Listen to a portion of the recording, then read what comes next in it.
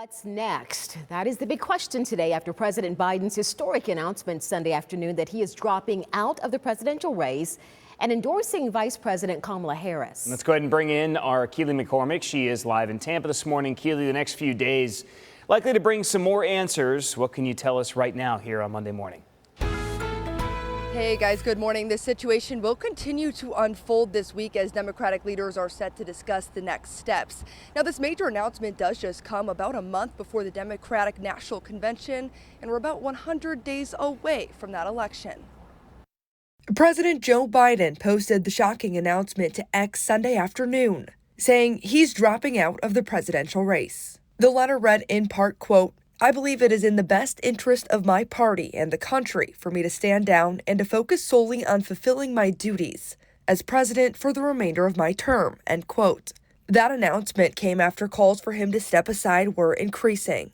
A lot of pressure. Every day there were more and more Congress members and donors and friends and so forth saying, look, you can't win. You got to step down for the good of the party. Susan McManus weighing in on the historic announcement. She says the trajectory of the race is bound to change another dozen times before people actually head to the polling places on November 5th. It's a giant roller coaster of emotions that people are going through and wondering, again, what's happening in this country. Biden followed the news with an endorsement for current Vice President Kamala Harris. A wave of Democratic leaders followed suit and threw their support behind the vice president as well. Vice President Kamala Harris said in a statement, quote, "I will do everything in my power to unite the Democratic Party and unite our nation to defeat Donald Trump," end quote.